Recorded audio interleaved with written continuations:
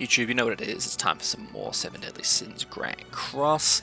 Hopefully you've come from my other videos, and if you haven't, then you should definitely go back and check them out, because today what we're going to be doing is covering some of the heroes that you want to have, right? You've gone through, you've watched my other videos, you know how to play the game now. You're like, yeah, Dan, I get it. I know what the tavern is. I know what the HUD is. I know how to battle. I know how to go into the hero screen. But what heroes do I actually want? Right, like what heroes are actually going to be beneficial to me in the game, what heroes are going to carry me, and where do I spend all my resources? I don't want you to do what I did when you kind of went through and you actually started leveling up everyone individually when you first started the game.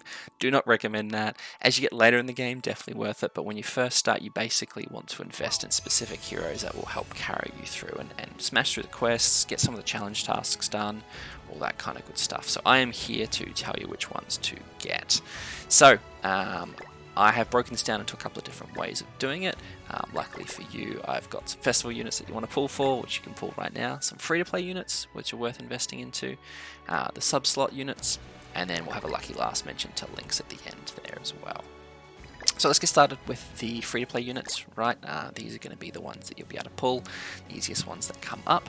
The very first one is the one Escanor. Now, when you first start the game, you'll get a little starter drawer. The starter drawer will give you options as you go through in terms of, basically what heroes that you can pick. When you first start out, you'll get a free draw every day, I believe it is, and you get basically 11 free draws or 30 gems. I'll pull it up for us all to have a look at now. There we go. So basically, when you first start, you get to start a rush draw. So draw 11 times for 14 days, and you basically, as you work your way up, you get to choose between a couple of different heroes, right? Now,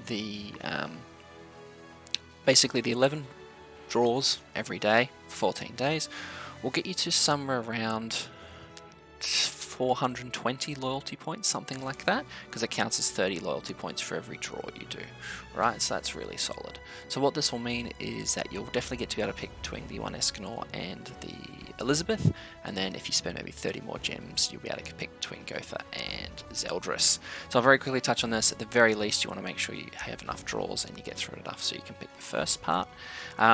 Both Elizabeth and Escanor will help you in the game, but I would definitely recommend going Escanor. Elizabeth's got a stun and a shield, which is helpful, but Escanor is literally just a pure damage dealer. So he'll dish out a whole bunch of damage and make it really easy to get through bosses and push through stages nice and quickly.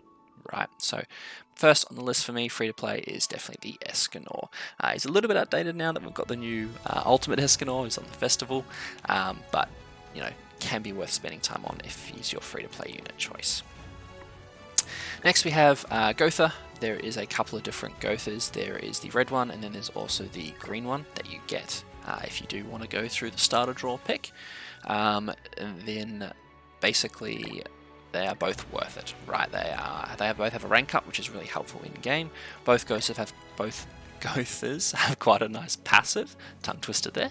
The green one probably has a better passive, I would say, but the red one actually has an attack seal. So this guy here has an attack seal on level 2, which will really help you if you get any gnarly kind of opponents or bosses that you can attack seal.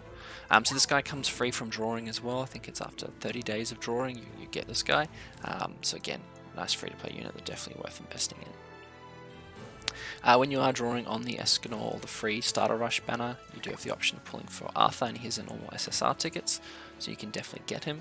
This is another really good unit to have as a support unit, and the main reason for that is simply to do with his passive. So basically, if all of your team are alive, you increase by 35% damage you deal, and you decrease the damage you take by 35%. So this is really, really strong, a great little support unit to help you tank damage and dish out more damage as well. So if you actually honestly run these three together, you can rank up your Escanor or attack seal, and then you'll be able to dish out some more damage as well. The only thing that might be missing from here is maybe a tank unit, but Arthur can tank quite well. And we'll definitely special shout out, special mention to Brunhild. She's kind of like the PvE queen. She has a very strong power strike card, which is great against bosses and even the bird later on when you're doing demonic beasts. Her ult does a decent amount of damage, but also heals your team as well. And then you have a detonate card, which can come in handy. And she honestly has one of the best holy relics in the game once you get to that point. So this is kind of my free to play recommendations, guys. Right? Gotha, Escanor, Arthur, and then a special shout out to Brunhild as well. So if you are working your way through this and you do even decide to get to the final starter rush draw as well, right, you can go between Gowther and Zeldris on the second tier, and then you've got Merlin and Assault Melee on the final tier. I'd honestly recommend Gowther on the second tier and then Merlin on the final tier if you do want to push through and collect all those diamonds, just because, you know, Assault Melee's cool, Zeldris is cool, they work really well on the Demon team together, but not really going to do you a lot of benefit in the start of the game, right? So Gowther will have the rank up and the dissolve and the good passive, and then Merlin has the power strike as well as an effect card and a great passive as well. So that'd be my recommendations for the starter draw and the free-to-play units. Now let's jump into the festival units. Now these ones are the really good ones that are going to carry you through the great game. Luckily enough, most of these are available in the current Escanor draw, so if you're not drawing, I've done a previous video on it and so there's a lot of other YouTubers, but basically you should be drawing, right? It is for the one Escanor, you should at very least pity him. I did and only got 1 out of 6, which is very disappointing and upsetting, but it is what it is. This guy's basically the strongest unit in the game at the moment. He's just, the amount of damage he dishes out is crazy. Very, very strong, really helpful for the bird, the deer, all later game content, and will literally just help you walk through the start of the game, and very, very strong in PvP. Pretty much if you're not running Escanor, you're not going to win in PvP at the moment. So, must get. Same thing with Trader Melee. He was the best unit in the game for a very long time until Escanor came along, but Trader Melee is so strong. Honestly, probably is controversial opinion, but I actually prefer him still to the one Escanor. One Escanor is awesome for the amount of damage he dishes out, but really, really enjoy Trader Melee's passive, which basically helps reduce damage taken to your team. Right, so basically if you get full stacks of this and you're using the passive properly, you'll stack up to 40% of damage reduction. So say you pair that with something like Arthur, you get a real massive decrease in the amount of damage you take. And he still hits like a truck, right, still very, very strong.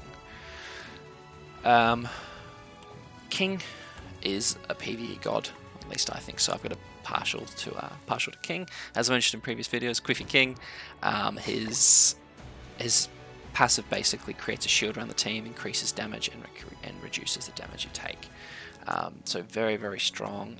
Double AoE attack and an AoE ult, so fantastic for farming gold dungeons or any sort of dungeons or clearance stages, and will really help you on that side. It's still viable in PvP, but has fallen off a little bit, just because there was some very strong green teams at the moment, which do counteract it. But brilliant unit, and definitely worth investing in the early stages, and is even good for a dogs team as well if you have the right setup.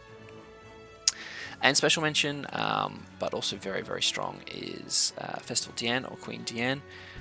She does damage, she can take away ultimate gauge, she tanks, she has a taunt, she's super strong, so she can really do a lot for the team and really work well as a tank that also dishes out damage as well. So again, you can pull all of these units at the moment, which is very lucky for you guys. Jump in, try your luck, at least get your Escanor, and hopefully you pull 1, 2, or if not all of these as well.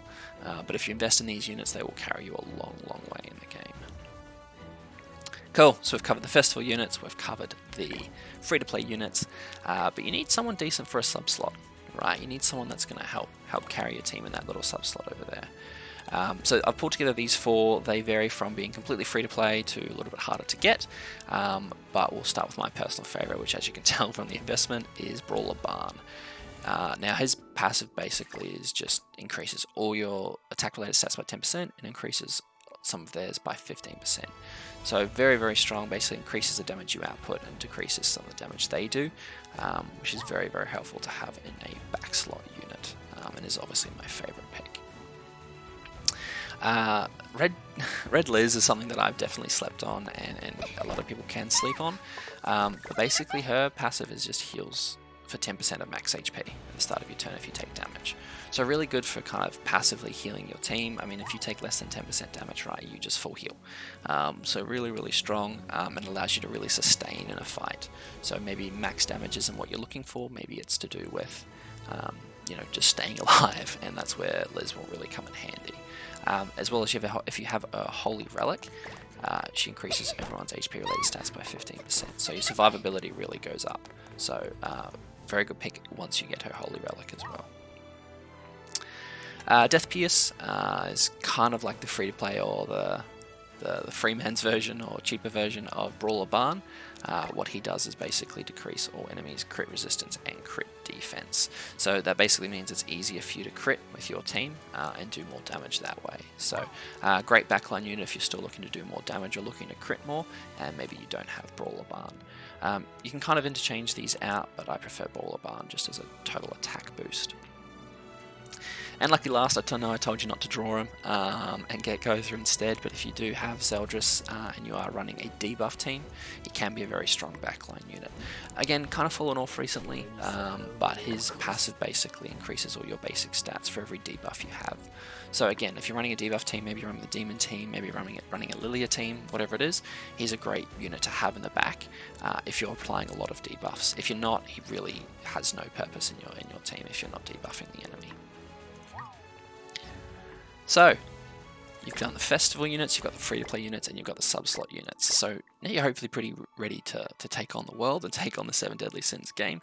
But as I mentioned, we're going to do a nice quick link or links video or section of this where we're going to talk about what links you want to maybe invest in and what's worth your time, right? So as we've spoken about, links are basically something that goes in the association slot here and can either give you special bonuses or say a crit chance increase, or will just overall boost your CC and your combat class as well for that hero. Now, aside from just having the association, the special association link, or maybe the association damage, right, or ultimate move combo, you can also utilize the angels, the archangels, because they actually bestow their grace upon someone. So if I'm here and I go like this, you'll see the little grace appear in the top corner here. This basically means that not only is it a good association link and boosting my stats, it's also giving me the grace for that hero.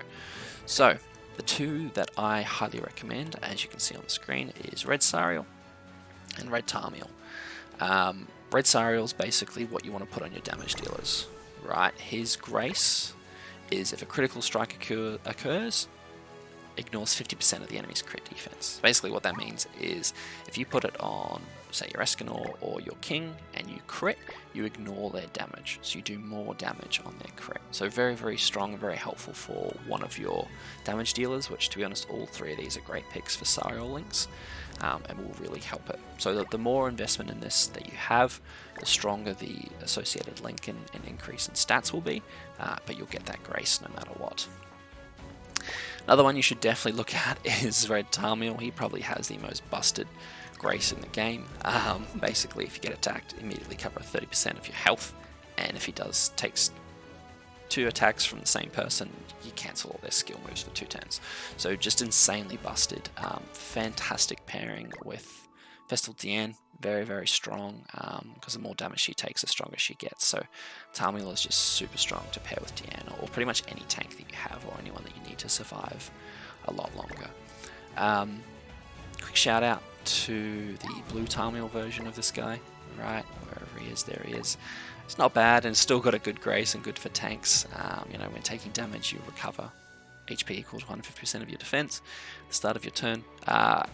It's kind of been superseded completely by Red Tarmiel, unfortunately, but still a really strong grace, especially if you're running Bird and you don't have and you can't get you to get through that second floor of phase 2, because Red Tarmiel doesn't actually work there, but I'll touch on that in my Bird video. But yeah, so Tarmiel and Red Tarmiel, both really good things to invest in for links, and Red Sariel is one of my favorites for the attack grace, or what you put on your DPS. Alrighty guys, now you're ready to go. I'm sure you've gone, alright, thanks Dan, now I understand everything and I'm ready to kick everything's butt, as I'm sure you are. But festival units to invest in, free-to-play units to invest in. Look, ideally you want to prioritize your festival units, right? These are going to be stronger than your free-to-play units, but you know, if you got really unlucky and you haven't had a chance to pull any of these, or maybe you don't have the diamonds, these will definitely carry you through the base of the game, at least at the starting levels, right? So definitely worth it. And then obviously sub-slot units, and then special shout out as we talked about the links as well. Awesome guys, hope that helps. Let me know your thoughts in the comments below, and I will chat to you all soon.